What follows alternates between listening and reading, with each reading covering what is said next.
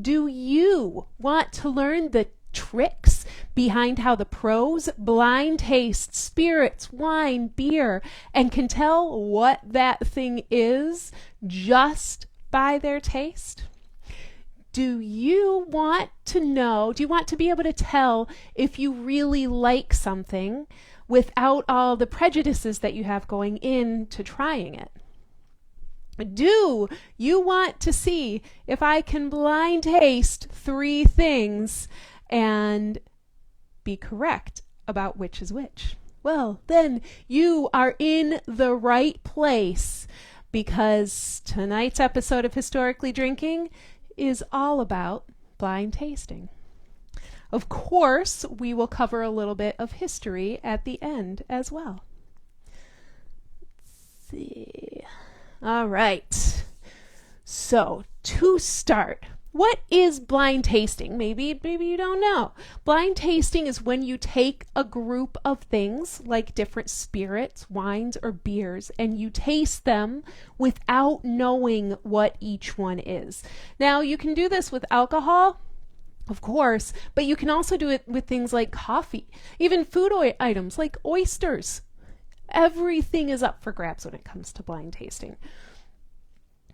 Now, there was a blind tasting that I did a long time ago, way back in Chicago, more than 10 years ago, that really blew my mind and changed my perception a great deal and made me a huge fan of blind tasting.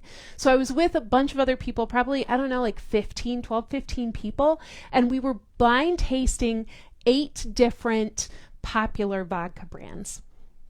And the results of the blind tasting, so we tasted everything together, talked about it, and then ranked our findings, and the results blew my mind, because Smirnoff ranked near the top and Grey Goose ranked near the bottom of our blind tasting results. So it was really not that we were right or wrong about the quality of either one of those spirits. It was just really eye-opening for me that blind tasting was a good way to get to know spirits and to help get away from prejudging them. So, how do you do a blind tasting? Well, you want to start with your setup. Ideally, you want to be in a room that's well lit, and you don't want there to be other smells. Like, you don't really want to be blind tasting in a room where people are eating aromatic food, because that will interfere with with your smelling of whatever you're tasting. You also want it to be free of distractions. I have a terrible time blind tasting if there's anything else going on. I do best when I'm just in my own little bubble, focused on what I'm doing. You also want a good surface. You need to be able to put out your glasses and your bottles and a notepad and all that stuff. So you need a good amount of surface area to work with.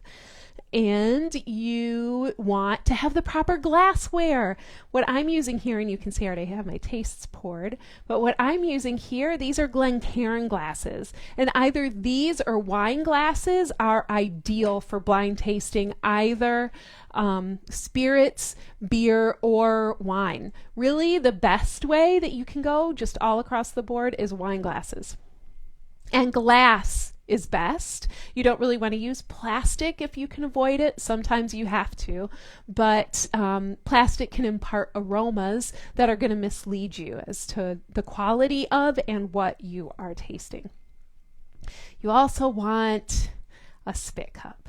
If you're just blind tasting, like right now with me, just 3 different things, just for fun, you don't need to spit. But in general, like if you're blind tasting seriously to learn, to educate yourself, to try and figure out what's in the glass, then you do want to be spitting. That alcohol goes to your head really fast. And also helpful are tasting wheels. So tasting wheels show you what flavors and aromas you can look for in any given spirit, so, or wine or beer. So I'm going to show you an example of one and a couple of things that I really that I find really useful when I'm tasting. So one for wine is this book, Wine Folly.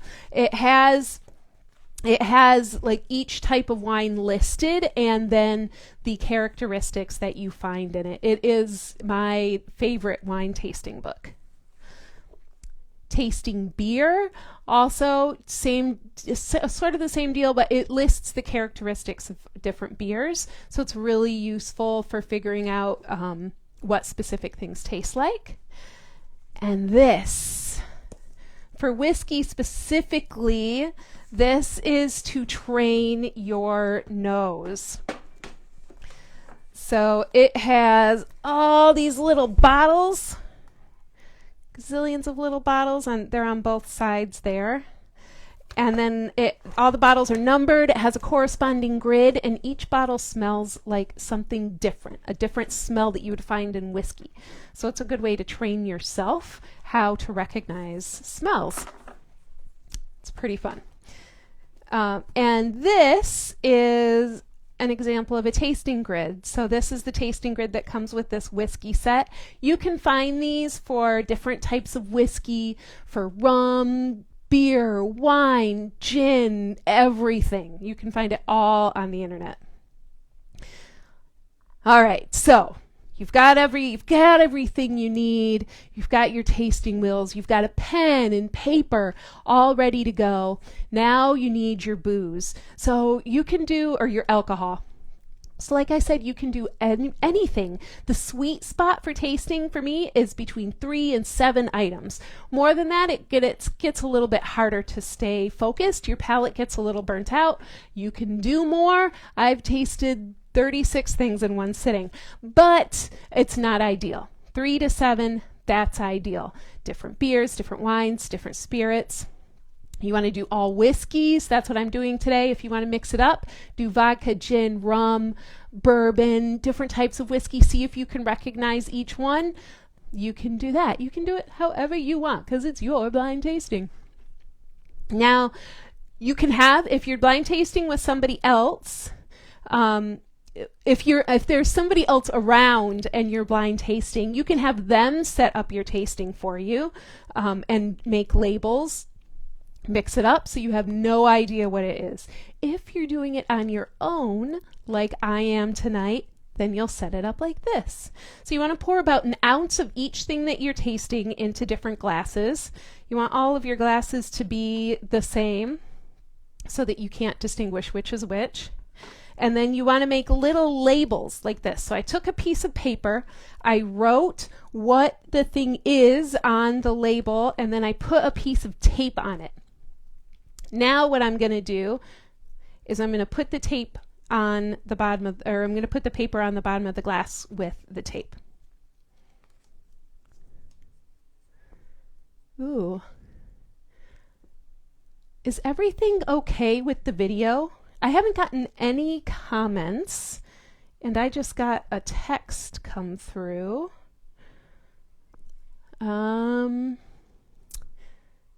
I hope it is. I'm going to assume, since there are no comments, that it is okay. Sound is on. Don't know what could be wrong. Okay.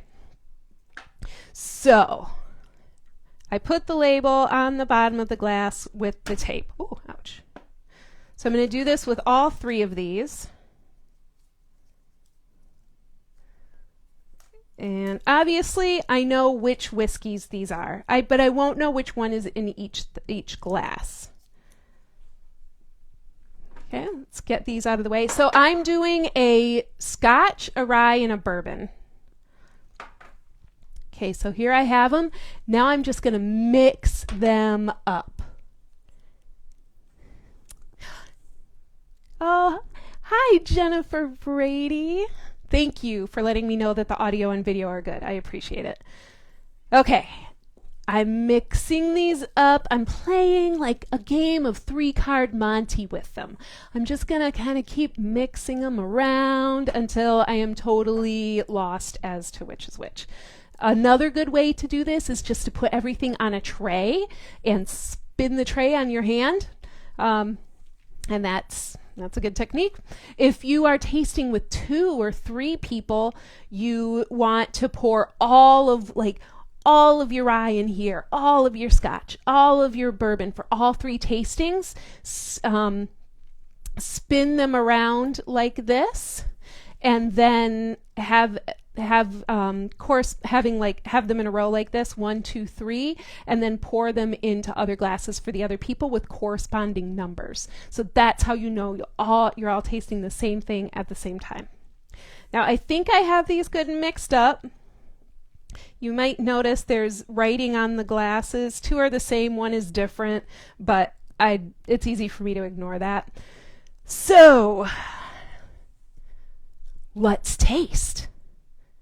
Oh, but no, it's not time to taste yet. There's a step that we need to take first. What is that? We need to look at it. Looking at what's in the glass can tell us a ton without even coming close to it. Looking at the color, looking to see if it's clear or if it's cloudy.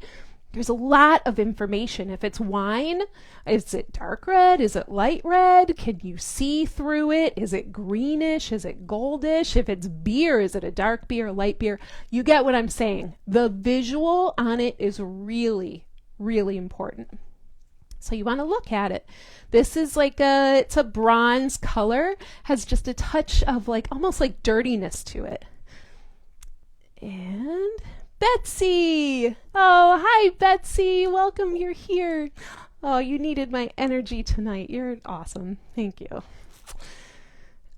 All right. So now that I know what it looks like, I know it's clear, I know the color, now it's time to taste. Nope, not time to taste yet. Now we need to smell it. Let's see. I'm going to put my nose in here. Whoa, I don't want to put it too close. If I stick my nose in a glass of hard alcohol, it's going to singe essentially my nose hairs, and I'm not going to be able to smell anything very well. So what I'm going to do is I'm going to put it just below my nose, kind of swirl it around, and take little breaths. If I were tasting beer or wine, I would put my nose right in the glass. I would give it nice, big, soft swirls. But I'm not. I'm tasting booze.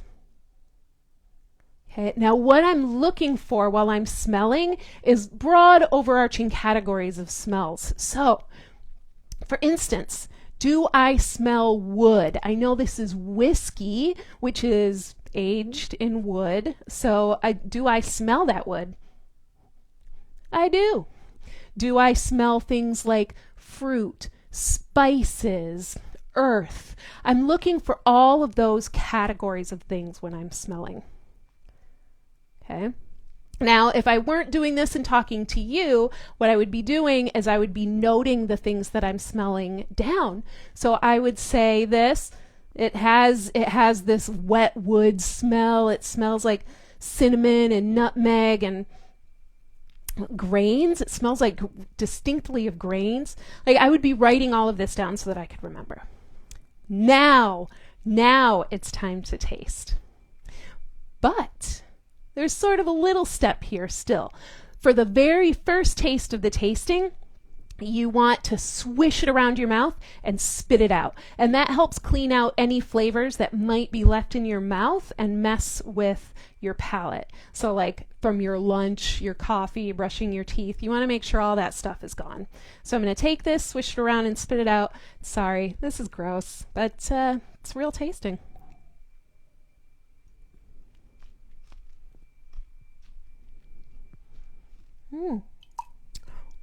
Whiskey mouthwash. Okay, so now that my palate is ready, I'm going to take an actual taste. Now, when I taste this, I'm going to do something called chewing it. You'll see what I'm doing, and that's aerating it.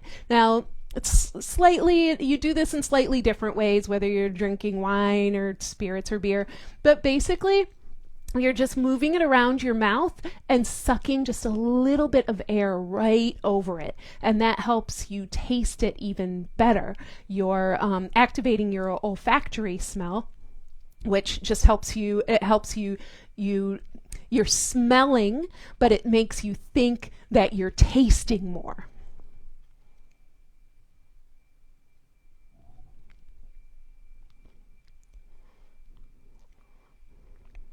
Mm. Okay, that was the first taste. So, God, I have my phone so far away now, which looks way better, right? This looks so good. I'm watching everything on my computer, but I can see that Jennifer Hildenbrand, who like always watches these videos, is texting me, which just makes me worried.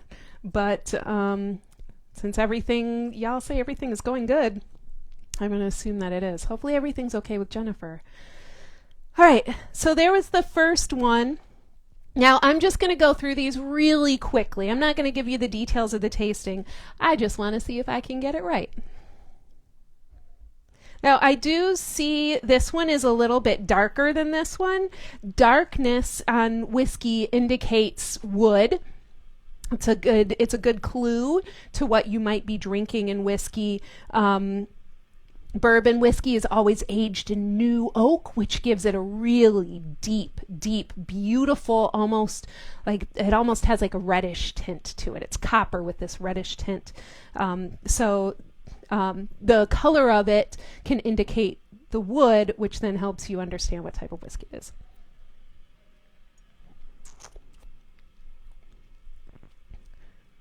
Whew.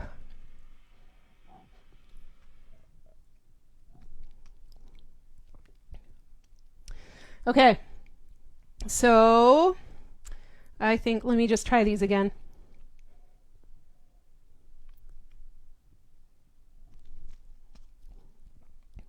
I'm not spitting because this is all I'm tasting and I want to enjoy these. Whew, okay, I got it. So this is what I'm going to say. This middle one is the bourbon. This one is the Scotch, and this one is the rye. Now, clearly I don't mind making a fool of myself in front of y'all. I do it all the time, but I really hope I don't, because I should be good at this. Let's check the Scotch first. I know I got this one right. It was too easy. This Scotch, by the way, the Laphroaig Select, is fantastic. Laphroaig, can you see it?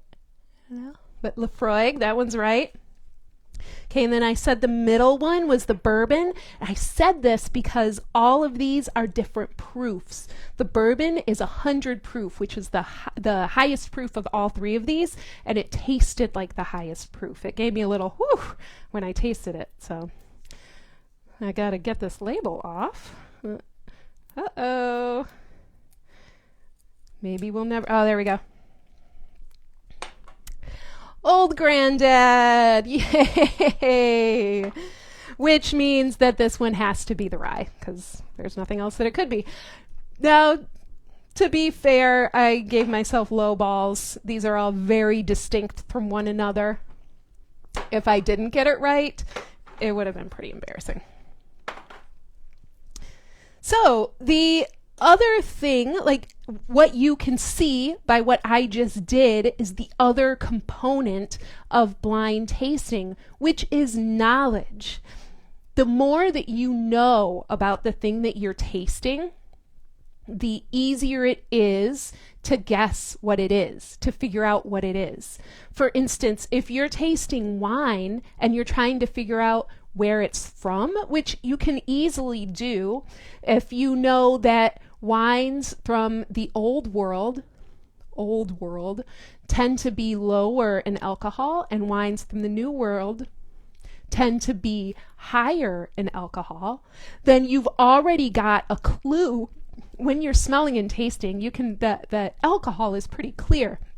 So you already have a clue to where it's from. Same with understanding things like the color, like getting color from the barrels, knowing that like rum tastes like these things, gin tastes like these things. Like all it takes is a little bit of knowledge to start putting things together and to be able to make pretty educated guesses, even getting to the brand. To the brand. If you understand a brand, then you can pick it out. So that's how you blind taste. Oh, and I do after my website launches next week, I do have classes that are specifically about blind tasting, where I go like way more into like actually like tasting whiskey and what flavors and smells are in each type of whiskey, and doing the same for wine and all that stuff. So there's classes like that. Super fun to take. Now, how about some history? Because this is historically drinking, not just drinking. There were two things that I thought of. Oh, Jennifer made it. Yay. Oh, I was a little worried about you. I saw texts coming through, but I couldn't get them. Good. So Jennifer and Chris are here. Hi, Jennifer and Chris. Welcome. I guess you were having a hard time finding historically drinking on Facebook? Oh, that sucks. Well, I'm glad that you're here now. You made it just in time for the history part. So, I thought of two things when I was thinking about history of blind tasting. The first was the Judgment of Paris. So, what this was a wine competition that took place in Paris in 1976. A gentleman who owned, I believe, a wine store there set up this grand tasting, and it was top producers in France were pitted against some producers from Napa. Now, California wines, Napa wines especially, might be a big deal today, and they sell for tons of money, and like they're recognized as being excellent wines. But back in 1976, American wines and New World wines in general, they were not. They were sort of considered a joke, like junk. So everybody that was doing this blind tasting, that were like the judges at the blind tasting, they were all French professionals. I believe they were all French. They were all professionals in the European wine industry and the culinary world there. And everybody just expected, like it was a given. It was obvious that the French wines would win over these upstart American wines. Well, they do the tasting, and of course they're tasting. They're like, yes, this is definitely Bordeaux. I can taste the blah blah blah blah blah blah blah blah, and this is definitely an American wine. This is not that great, you know. Like they're going through the tasting and saying all this stuff. Well, when the results were unveiled at the end, the American wines had done super well overall. In fact, the winners of both the red and the white categories were wines from Napa. So the cab that won was from Stag's Leap Wine Cellars, which is still around today and a very, very well-respected winery. And then the white was won by a Chateau Montelena Chardonnay, which, again, also still around today and still very well-respected. There's a really good movie from about like 10 years ago called Bottle Shock that shows you this whole story from the point of view of Chateau Montelena, it's pretty cool. I recommend it. And then there's also a book called The Judgment of Paris that is really great too. So that's an indication of what, like, the power of blind tasting. Like, get rid of all of our preconceived notions and just taste what is in the glass. It can be very surprising. The other blind tasting that I thought of was the Pepsi challenge. Do y'all remember that? When I was a kid, I remember it being all over the place. Like in the 80s, I remember it was such a big deal. And what I found out when I was reading about it for this is that Pepsi won the challenge hand down. So if you don't know what it is, Pepsi was going all over the United States into malls and like parking lots out of big like stores and stuff. And they would challenge people to taste Pepsi and Coke blind side by side and then determine which one they liked better. So tons of people did this. And at that point in time, Coke was so much more popular than Pepsi. It had been around for longer. It was a much bigger brand. Well, people preferred Pepsi to Coke, like by a huge margin, like 60% of people preferred Pepsi. Even when they walked into it certain that Coke was what they preferred, which was what most people walked into it feeling. Now, the interesting part of this is that all of those people who tasted the Pepsi and were like, this is the best, and then found out that it was Pepsi, not Coke, well, most of those people kept drinking Coke. Pepsi saw very little increase in sales after this. Those people had the opportunity to try this thing, to figure out that they liked the other thing, but then they still went back to the thing that they loved, the thing that they were familiar with, the Coca-Cola. And it's better than Pepsi. Anyway, so it was a good call. All right. That's it, y'all. That is it for this week's Historically Drinking. And next week, instead of the regular Historically Drinking content, we will be having the launch party. The invitation is on the Historically Drinking Facebook page. There's a Zoom link to go to the party, but it will also be streamed live on Facebook. You can RSVP right here on Facebook, or just show up. It's going to be so much fun. There's a DJ, all of the things, games. It's going to be really great. So I hope that y'all can make it. And let's see what else. Oh, I wanted to welcome, I have 3 new Patreons over the past couple of weeks. So Jeremy, thank you very much. Justin and Sarah, not me, different Sarah. But thank you. Thank you 3 very much for jumping on board and supporting Historically Drinking. And thank you also to everybody else who is supporting, including Jennifer, Betsy, and Tara, who are all here and are all supporters. Now, if you are not supporting Historically Drinking by being on Patreon or tipping on Venmo, that's totally fine. Totally cool. I really just love you watching the episodes and commenting, and that's all that I really at the end of the day need. So thank you all for being here. I appreciate it. I hope to see you next week. And let me come and cheers you. All right. Have a good week, everybody. Cheers. See you later.